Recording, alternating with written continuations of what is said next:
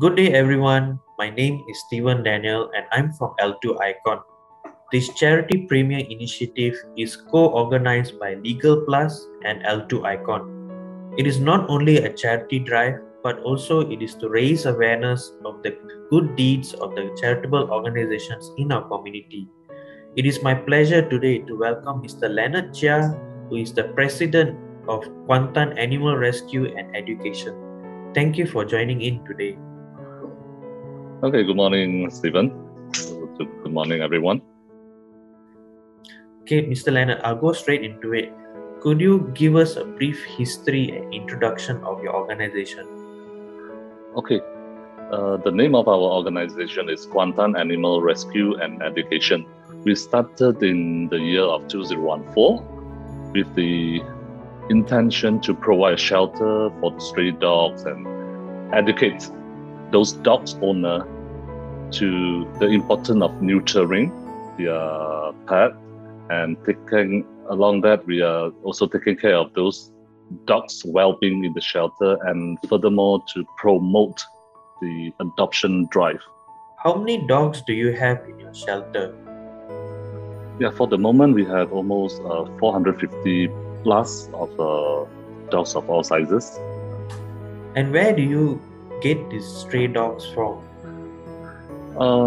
Normally it's through some of the people call in.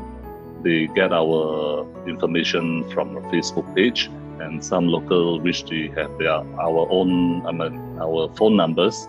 They will call us in, and then we will gather the team and to get those stray dogs. Some of it is abused dog by the owner, sad to say. And that's the way how we get to know whether there is any stray or any dogs which is been hurt during an accident along the roadside and things like that. How many dogs has your organization helped throughout the years? So since in the year of 2014 till now, I can give an estimation of 8,000 maybe. And how much does your organization need monthly for your expenses, for medical treatments and all that? We need almost 20K per month to run the shelter, which inclusive of utilities, food and cables, medication. And last but not least, the salary for the workers. How many workers and how many volunteers do you have? At the moment, we have 3 full-time workers, and on and off, we have around 10 volunteers. How has the MCO affected your organization?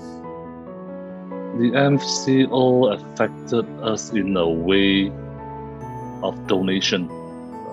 Compared to those years before the MCO, the donation definitely amount is higher compared to during this MCO. And how about the adoption rate of the dogs or puppies in your shelter? Surprisingly, during this period of MCO, the adoption cases is slightly increased compared to previous year. And I have cases that the parents call in and then say that they would like to adopt a puppy because the daughter, which is a school-going girl, had been locked down for almost a year. So she would like to have a puppy, to take up some of the free times. Could you share a story or an experience you had rescuing or taking care of some of these dogs?